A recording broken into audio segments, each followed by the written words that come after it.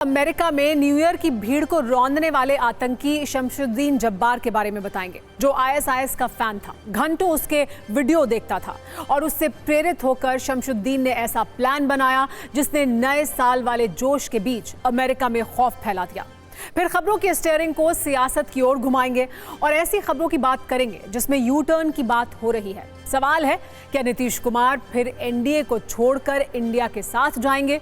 इसका आधार लालू यादव का एक ऑफर है जिस पर नीतीश का जवाब भी आ गया है। इसके बाद उस परिवार की बात जहां दूरियां कम करने के लिए भगवान से प्रार्थना की जा रही है। अजीत पवार की मां ने मंदिर में जाकर मनोकामना मांगी है कि पवार परिवार फिर से एकजुट हो, यानी चाचा शरद पवार और भतीजे अजित पवार फिर एक हो जाएं। अब इस पर कैसे महाराष्ट्र में सियासत की घंटियां बज रही हैं, ये देखिएगा। आज गृह मंत्री अमित शाह ने कश्मीर को लेकर ये कहा है कि हो सकता है कश्मीर का नाम कश्यप के नाम से ही पड़ा होगा। उन्होंने ये भी कहा कि ब्रिटिश शासन के दौरान इतिहास में लिखी गई हमारे देश की परिभाषा उनके अज्ञान के कारण गलत थी। आज पश्चिम बंगाल की मुख्यमंत्री ममता बनर्जी ने बीएसएफ पर एक बड़ा आरोप लगाया है। उन्होंने कहा है कि बॉर्डर सिक्योरिटी फोर्स बांग्लादेशियों की घुसपैठ में मदद करती है, इसीलिए बंगाल में अशांति फैल रही है। ममता का आरोप है कि ये सब केंद्र सरकार का एजेंडा है। आज सत्ता में कुंजी टीम इंडिया पर भी है, जिसे लेकर ये सवाल ट्रेंड कर रहा है कि क्या भारतीय क्रिकेट टीम में सब कुछ ठीक नहीं है? क्या रोहित और कोच गंभीर के बीच किसी तरह का टकराव है? आज इन दावों पर भी हमने सत्ता की क्रिकेट वाली कुंजी तैयार की है। और आज खेल मंत्रालय ने राष्ट्रीय खेल सम्मान 2024 का ऐलान कर दिया है। Shooter Manu Bhaker, world chess champion D Gukesh, hockey team के कप्तान हरमनप्रीत सिंह और para athlete player Praveen Kumar को खेल रत्न पुरस्कार दिया जाएगा, जबकि 32 खिलाड़ी अर्जुन अवार्ड से सम्मानित होंगे। अमेरिका में बाइडेन की मौजूदा सत्ता को हिला दिया है और अब इसके झटके 20 जनवरी से शुरू होने वाली ट्रंप की नई सत्ता भी महसूस कर रही है। पूरी दुनिया में लोगों ने जश्न और जोश के साथ हैप्पी न्यू ईयर का वेलकम किया है, लेकिन अमेरिका में 1 जनवरी की तारीख को हैप्पी न्यू ईयर अचानक से डेडली न्यू ईयर बन गया और लोगों का जोश कब खौफ में बदल गया, इसका एहसास तब हुआ जब सड़कों पर चारों ओर लोगों के शव बिखरे मिले। लेकिन मौत की इस दहशत को 1 जनवरी की तारीख को अमेरिका के एक नहीं बल्कि 2 शहरों ने महसूस किया। इनमें पहला है न्यू ऑरलियंस शहर, जहां शमशुद्दीन जब्बार नाम के एक आतंकी ने नए साल का जश्न मनाती हुई भीड़ पर उनकी खुशियों को एक मिनी ट्रक से रौंद डाला। जबकि लास वेगास शहर में तब एक शख्स की जान चली गई जब ट्रंप के होटल के बाहर टेस्ला ट्रक में ऐसा ब्लास्ट हुआ कि लोग हिल गए। और अब इस घटना में भी आतंकी कनेक्शन की खोज की जा रही है। लेकिन सबसे पहले बात अमेरिका के न्यू ऑरलियंस शहर की तस्वीर आपको दिखाते हैं, जहां 1 जनवरी की रात को नए साल की रौनक थी। जश्न मनाते हुए लोग थे, उनके चेहरे पर खुशियां थी।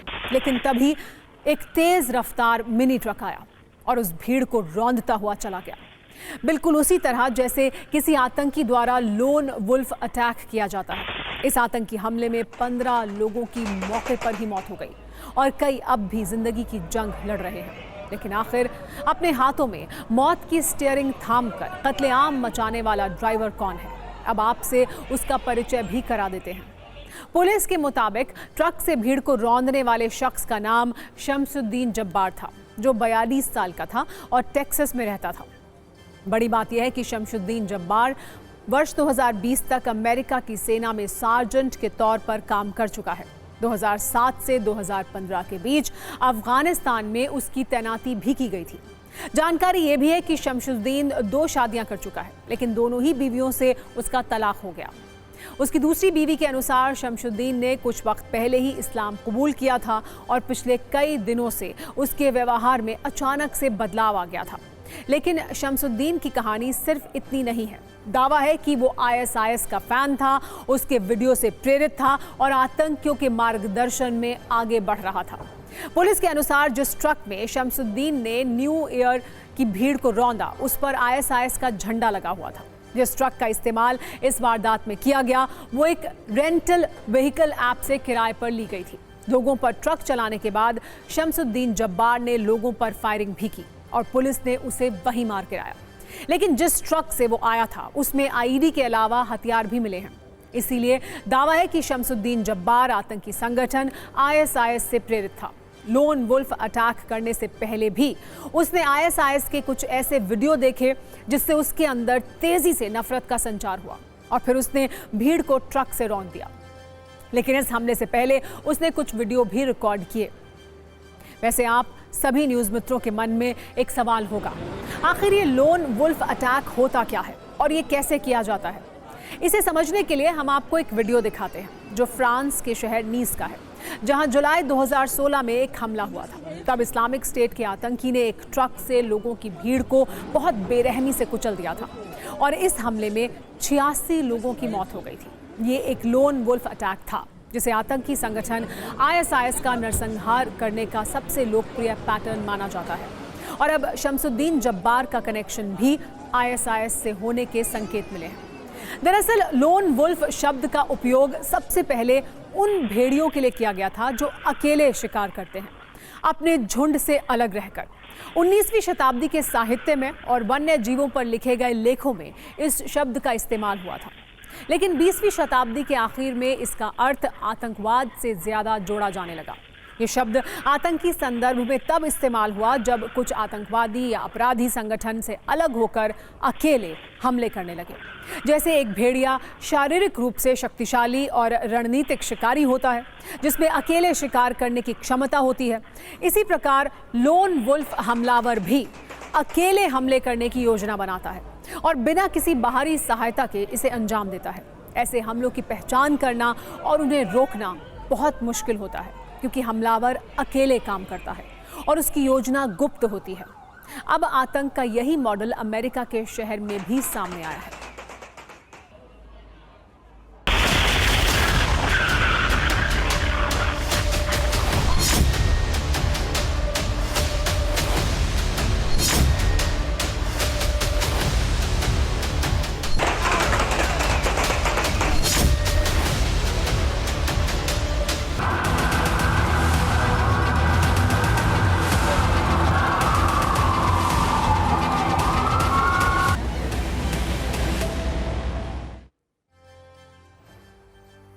और अब अमेरिका की दूसरी खबर, जिसमें नुकसान तो ज़्यादा नहीं हुआ, लेकिन क्योंकि ये खबर डोनाल्ड ट्रंप और इलॉन मस्क से जुड़ी हुई है इसलिए इसकी चर्चा बहुत ज़्यादा है। 1 जनवरी को अमेरिका में सिर्फ लोन वुल्फ अटैक नहीं हुआ बल्कि लास वेगास शहर में ट्रंप के एक होटल के बाहर जोरदार धमाका भी हुआ और दावा है कि ये धमाका हुआ है इलॉन मस्क की टेस्ला कंपनी के एक साइबर ट्रक में, जिसमें ड्राइवर की मौत हो गई। अब क्या इस विस्फोट का कनेक्शन भी शमसुद्दीन जब्बार से है या फिर इसमें किसी दूसरे आतंकी का हाथ है? एजेंसियों ने तसल्ली बख्श इसकी जांच शुरू कर दी है, लेकिन कई और थ्योरी भी अब सामने आ रही हैं। किसी में से कहा जा रहा है कि टेस्ला की इस ट्रक में आतिशबाजी का सामान रखा था, कोई गैस टैंक में ब्लास्ट का दावा कर रहा है, तो किसी के अनुसार ट्रक में रखे कैंपिंग फ्यूल में धमाका हुआ। लेकिन एजेंसियां कोई भी रिस्क नहीं लेना चाहती, इसीलिए इन सभी थ्योरी से आगे वो आतंक वाली थ्योरी पर ज्यादा फोकस कर रही हैं। क्योंकि दावे के अनुसार ये ट्रक इलॉन मस्क की कंपनी टेस्ला का था, इसीलिए अब इस पर मस्क का बयान भी आ गया है। इलॉन मस्क के अनुसार ट्रंप टावर में हुए ब्लास्ट से हमारी कार का कोई मतलब नहीं है। ऐसा प्रतीत होता है कि एक आतंकवादी हमला हो सकता है। न्यू ऑर्लिन्स वाली कार और साइबर ट्रक रेंट के लिए गए थे जो टूरो कंपनी ने किराए पर दिए, इसीलिए ज्यादा शायद वो भी इसमें शामिल हो। अब बाइडेन का प्रशासन अमेरिका में हुई इन दोनों घटनाओं को लेकर एक्टिव है, लेकिन इसे ट्रंप की सत्ता के लिए भी एक बड़े चैलेंज के तौर पर देखा जा रहा है, क्योंकि सिर्फ 18 दिनों के बाद अमेरिका में ट्रंप की सत्ता कायम होने वाली है, जब 20 जनवरी को मौजूदा राष्ट्रपति जो बाइडेन डोनाल्ड ट्रंप को सत्ता ट्रांसफर करेंगे। और उससे पहले अमेरिका के 2 शहरों में ऐसी घटनाएं हुई हैं जिसमें 16 लोगों की मौत हो गई। इसके अलावा न्यूयॉर्क शहर में भी एक नाइट क्लब में गोलीबारी की घटना हुई है। दावा है कि न्यू ऑर्लिन्स और लास वेगास में हुई घटनाओं में डोनाल्ड ट्रंप को अवैध प्रवासियों वाला कनेक्शन नजर आ रहा है, जिसके विरोध में वो लगातार अपनी आवाज उठाते रहे हैं। ट्रंप के अनुसार अवैध प्रवासी ही अमेरिका की सीमाओं में घुसकर ऐसी घटनाओं को अंजाम दे रहे हैं और जी का जंजाल बन गए हैं। यानी ये भी क्लियर है, अमेरिका में सत्ता संभालने के बाद ट्रंप जहां जहां चोट करने वाले हैं उस पर भी बड़ा क्लेश तय है। सत्ता में अब बात राजनीतिक कुंजी की, जिसकी रेंज पूर्व में बिहार और पश्चिम में महाराष्ट्र तक फैली हुई है। दोनों ही राज्यों में कुछ ऐसी राजनीतिक घटनाओं के कयास लग रहे हैं जिसमें बहुत कुछ बदल सकता है। इसे ऐसे समझिए कि कहीं सत्ता बदल सकती है तो कहीं राजनीतिक दल का अस्तित्व। और इन दोनों खबरों के केंद्र में दो ऐसे नेता हैं जिनके बारे में ये कहा जाता है कि वो क्या फैसला लेंगे ये कोई नहीं बता सकता। इनके नाम है नीतीश कुमार और शरद पवार। महाराष्ट्र और बिहार में पिछले कई दिनों से दो तरह के कयास लगाए जा रहे हैं। कयास नंबर 1, नीतीश कुमार एनडीए छोड़कर इंडिया गठबंधन में शामिल हो सकते हैं। लालू यादव ने उन्हें ओपन ऑफर दिया है। इसे नीतीश कितना सीरियसली लेते हैं ये भी उन्होंने बता दिया है। कयास नंबर 2, महाराष्ट्र में शरद पवार गुट और अजित पवार गुट का विलय हो सकता है। अजित पवार की मां ने मंदिर में भगवान के पास ये याचिका लगाई है, लेकिन चाचा शरद पवार और भतीजा अजित पवार दोनों की तरफ से पिन ड्रॉप साइलेंस है। हमने इन दोनों पर राजनीतिक कुंजी तैयार की है, जिसकी शुरुआत बिहार से करते हैं, जहां हलचल की मात्रा थोड़ी ज्यादा है। ब्रिटेन के पूर्व प्रधानमंत्री हैरोल्ड विल्सन ने कहा था, राजनीति में एक सप्ताह का समय काफी लंबा होता है। मौजूदा दौर में ये कथन बिहार की राजनीति पर लागू होने के संकेत मिल रहे हैं, जहां ये कहा जा रहा है कि बिहार में हफ्ते 10 दिन बाद यानी 14 जनवरी को मकर संक्रांति के बाद नीतीश कुमार एनडीए छोड़कर इंडिया में शामिल हो सकते हैं। अब तक इसकी चर्चा सिर्फ सोशल मीडिया पर थी। अब औपचारिक रूप से लालू यादव ने ये ऑफर नीतीश कुमार को दे दिया है। उन्होंने मीडिया से बात की और ये कहा कि नीतीश कुमार के लिए उनके दरवाजे खुले हुए हैं और उन्होंने नीतीश कुमार को माफ कर दिया है। इस पर नीतीश कुमार का जवाब भी आया है और पर आज नीतीश कुमार के पास ये मौका था कि वो ये साफ कर दें कि इंडिया में जाएंगे या एनडीए में बने रहेंगे। लेकिन जब पत्रकारों ने उनसे पूछा कि लालू यादव ने उन्हें इंडिया में शामिल होने का ऑफर दिया है तो वो क्या करेंगे, इस पर उन्होंने हाथ जोड़ा और कहा कि क्या बोल रहे हैं, छोड़िए ना। नीतीश कुमार के इस बयान से दो प्रकार के संकेत मिल रहे हैं। पहला, अभी वो पत्ते नहीं खोलना चाहते हैं। दूसरा, लालू यादव के ऑफर को छोड़ दीजिए, इस पर बात नहीं करेंगे। हालांकि उनकी आज की एक तस्वीर बहुत वायरल हो रही है। इसमें नीतीश कुमार बिहार के नए राज्यपाल बने आरिफ मोहम्मद खान के शपथ ग्रहण समारोह के बाद तेजस्वी यादव के कंधे पर हाथ रखे हुए दिख रहे हैं। इसे भी संकेतों में देखा जा रहा है। तेजस्वी भी नीतीश को ऑफर वाली बात से इनकार नहीं कर रहे हैं। संकेत ऐसे हैं कि कहीं कुछ चल रहा है, लेकिन बोल कोई कुछ नहीं रहा है। इस बीच जेडीयू और बीजेपी दोनों की तरफ से कहा जा रहा है कि नीतीश कुमार मजबूती से एनडीए के साथ हैं।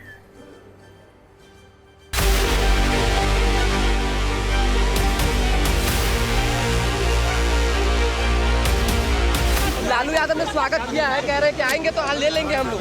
दरवाजा खुला हुआ है नीतीश जी के लिए। आज वोट का दिन है, आज पॉलिटिकल चीजें बंद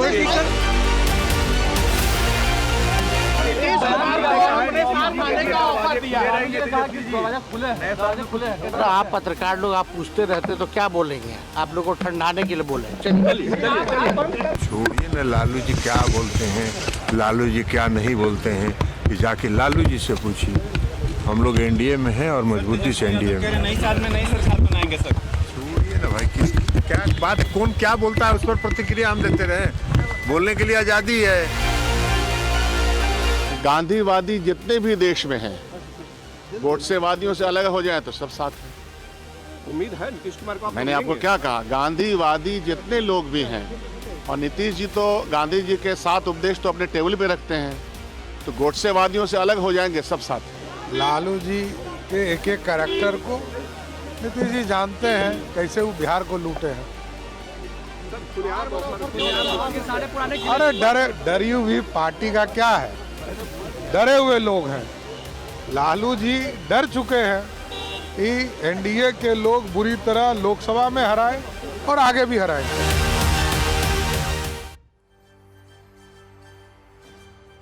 आज नीतीश कुमार भले ही कयासों से घिरे हैं, लेकिन 2024 में ऐसे कई मौके आए हैं जब नीतीश कुमार ने पीएम मोदी की मौजूदगी में कहा कि वो कुछ दिनों के लिए इधर उधर चले गए थे, लेकिन अब कहीं नहीं जाएंगे, एनडीए में ही रहेंगे चाहे कुछ भी हो जाए। एक बार उन बयानों की छोटी लेकिन याददाश्त बढ़ाने वाली रील देखिए, फिर आपको ये भी बताएंगे कि बिहार में जनवरी कैसे राजनीति बदल देती है। हम रहेंगे आप ही के साथ। फिर जहाँ थे वही फिर आ गए और अब इधर उधर जाने का सवाल। और आप लोगों को हम बता ही दिए हैं पहले से। अरे पहले जहाँ थे बीच में 2 बार इधर उधर हुए, लेकिन अब फिर से एक बार उधर ही हो गए हैं। अब सब दिन के लिए परमानेंटली उधर ही रहेंगे, इसलिए बहुत अच्छी बातचीत हो गई है सब। आप फिर पधारे हैं यहाँ, आज हम लोगों को बड़ी खुशी की बात है। आप पहले आए थे, इधर हम गायब हो गए थे, तभी हम फिर आपके साथ हैं। हम आपको आश्वस्त करते हैं कि आप इधर उधर होने वाले नहीं हैं, हम रहेंगे आप ही के साथ। इसलिए जरा तेजी से यहाँ वाला काम सब हो जाए। अब आप सब तो जानते ही हैं कि हम लोगों को तो एक ही साथ ना है भाई 5 से। अब वो तो झूठ मूठ के बीच में हम एक बार साफ कर लिए थे। साथ झूठ मूठ के अपना बात करता है, जो काम हम ही लोगों का है, हम ही लोगों का किया हुआ। तो उसके बाद तो हम देखे गड़बड़ करता है तो फिर छोड़ दिए। अब सब दिन के लिए फिर हम लोग साथ हो गए, अब कभी इधर उधर नहीं होने वाले। तो याददाश्त बढ़ाने वाली रील आपने देख ली। अब बिहार की राजनीति में जनवरी का महीना कैसे बहुत खास है ये भी जान लीजिए। पिछले वर्ष 2024 में जनवरी का यही वक्त था जब नीतीश कुमार बीजेपी को सिग्नल देने लगे थे, लालू यादव पर परिवारवाद का आरोप लगाने लगे थे। तब कयास लगे थे कि मकर संक्रांति के बाद वो इंडिया छोड़ देंगे और हुआ भी यही। नीतीश कुमार ने 28 जनवरी 2024 को इंडिया गठबंधन का साथ छोड़कर एनडीए में जाने का फैसला ले लिया था। अब फिर से जनवरी का महीना है और नीतीश कुमार चुप हैं, कुछ बोल नहीं रहे हैं। उन्हें कयासों ने चारों तरफ से घेर लिया है। महाराष्ट्र लिए चलते हैं आपको, जहां पवार फैमिली के पॉलिटिकल सर्कल में अजीत और शरद गुट के एक होने के लिए भगवान से प्रार्थना की गई है। अजीत पवार की मां ने पंढरपुर के विट्ठल रुक्मिणी मंदिर में पूजा अर्चना करके दोनों गुटों के एकजुट होने की कामना की है। अजीत पवार की मां आशा ताई ने कहा है कि उन्होंने प्रार्थना की है कि पवार परिवार के अंदर सभी शिकायतें खत्म हो जाएं, अजीत और शरद पवार फिर से एक साथ आ जाएं। उन्हें उम्मीद है कि उनकी प्रार्थना स्वीकार होगी। अगर पवार परिवार के टुकड़े आपस में जुड़ते हैं तो ये महाराष्ट्र की बड़ी राजनीतिक घटना हो सकती है। इस पर सभी दलों से प्रतिक्रिया आ रही है। एनसीपी अजीत पवार के नेता प्रफुल्ल पटेल ने कहा है कि अगर पवार परिवार एक हो जाए तो उन्हें खुशी होगी। संजय राउत थोड़े दुखी दिखे हैं। उन्होंने कटाक्ष किया है और कहा है कि अजीत पवार डर कर बीजेपी के पास गए हैं। हालांकि ना तो अजीत पवार ने इस पर कुछ कहा है और ना ही शरद पवार ने। वैसे 12 दिसंबर को शरद पवार के जन्मदिन पर अजीत पवार उनसे मिले थे, उन्हें बधाई दी थी। तभी ये मांग उठी थी कि दोनों दलों का विलय हो जाए। कुछ दिन पहले संसद सत्र के दौरान शरद पवार ने पीएम मोदी से मुलाकात की थी, तब भी कुछ कयास लगे थे, लेकिन अब तक ये सब कुछ सिर्फ कयास ही है।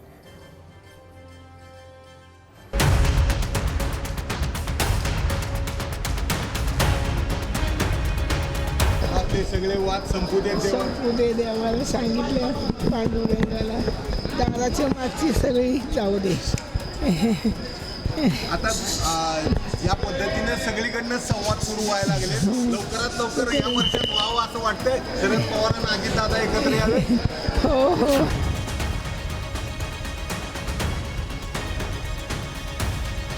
आशा ताई पवार जो हमारी अजीत दादा की माता जी है, मैं उनको प्रणाम करता हूँ और उनकी जो सोच है उनको भी प्रणाम करता हूँ भाई। लेकिन आपका जो प्यारा बच्चा है वो डर के मारे भाग के गया है बीजेपी के पास। सबसे पहले माता जी ने भगवान के सामने प्रार्थना करनी चाहिए कि मेरे बेटे में लड़ने की हिम्मत दे दो। वो लड़ेगा अन्याय के खिलाफ, पीढ़ी के खिलाफ, बीजेपी के खिलाफ। वो हिम्मत देने की प्रार्थना माता जी ने करनी चाहिए अपने बेटे के लिए। अजीत पवार जी की माताजी ने कल कुछ अपेक्षा रखी कि हमारे परिवार में सब एक होना चाहिए, तो खैर खुशी की बात है। हम लोग तो पवार साहब के साथ इतने वर्षों से काम करते आए हैं, खास करके मैं, और मैं अपने आप को भी उनके परिवार का एक सदस्य मानता हूँ। और उनका परिवार आज अगर एक हो सकता है और सब एक साथ मिलकर काम कर सकते हैं तो उससे ज़्यादा खुशी की बात क्या होगी।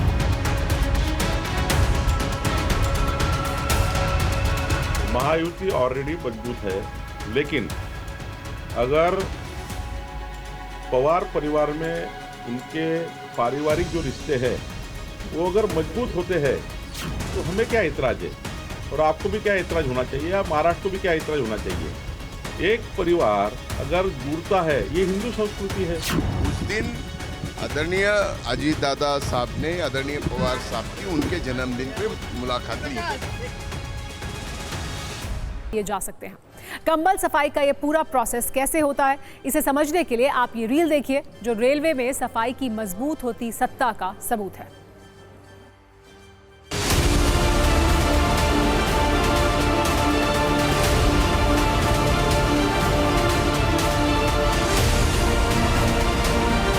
रेलवे में ब्लैंकेट्स को लेकर कई तरह के सवाल उठते रहे। आपको याद होगा थोड़े दिन पहले पार्लियामेंट में रेल मंत्री ने यहां तक कहा था कि ब्लैंकेट की सफाई को लेकर महीने में एक बार सफाई होती है, लेकिन अब रेलवे ने कुछ पॉलिसीज बदली है और 15 दिन में अब सफाई करने का उन्होंने पूरा का पूरा योजना खाका तैयार किया है। इस वक्त हम गुवाहाटी के रेलवे की लॉन्ड्री में मौजूद हैं और यहाँ आपको दिखाएंगे कि किस तरीके से ब्लैंकेट की भी सफाई हो रही है। इधर हम लोग को कपड़ा ब्लैंकेट आने के बाद तुरंत हम लोग को वॉशिंग मशीन में लेके जाके वॉशिंग मशीन में उसका प्रोग्राम है, वो प्रोग्राम हम लोग चलते वॉशिंग मशीन में पूरा वॉश होने के बाद में ड्रायर में लेके आके उसका सेपरेट प्रोग्राम हम लोग बना के रखा। वो पूरा रेडी करके बाद में हम लोग इधर फोल्ड करके, बिकॉज वो ड्रायर में पूरा 100% ड्राई करता है। ये कितने दिनों में साफ करते हैं ब्लैंकेट? अब ये 15 दिन का हम लोग वॉश करते हैं। 15 पहले कितना होता था सर? पहले महीने भर का, पहले 1 महीने का आसपास है। अभी जल्दी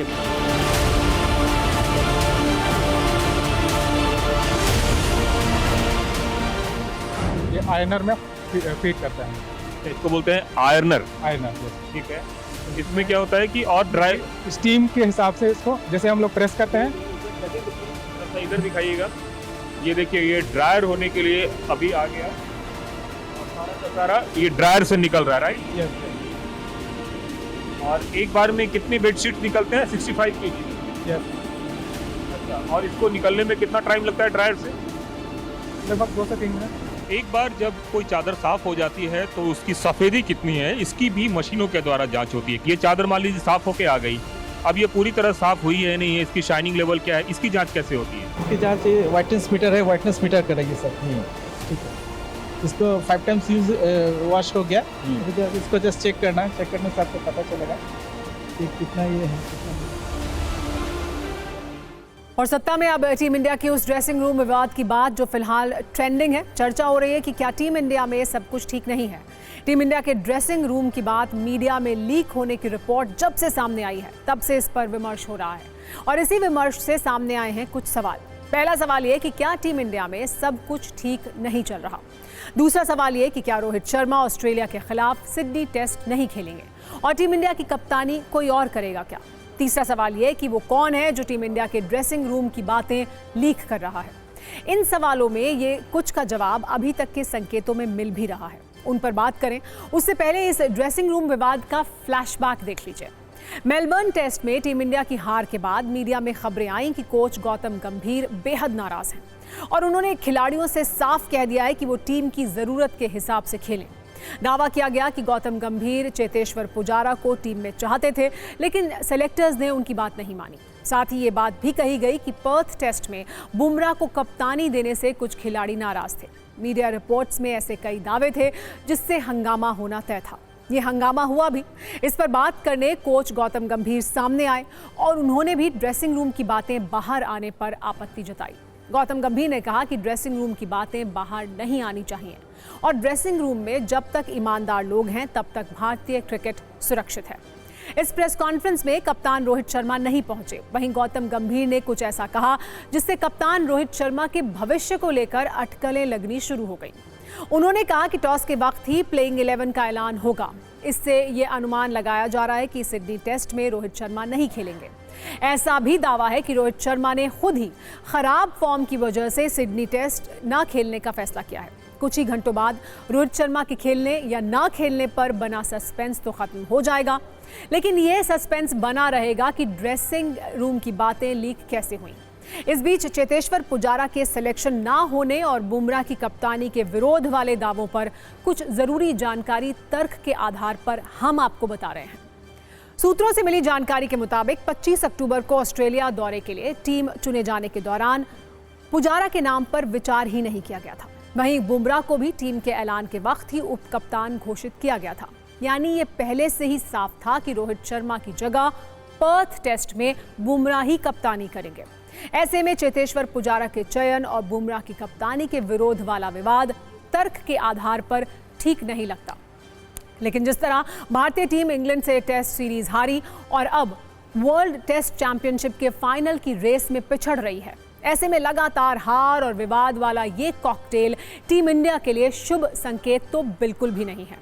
बीसीसीआई की ओर से खुलकर कुछ नहीं कहा गया है, लेकिन संकेतों में बहुत कुछ कहा भी जा रहा है। और अब वक्त है आज के रिमाइंडर का, जिसमें आज आपके लिए कुछ जरूरी जानकारियां हैं।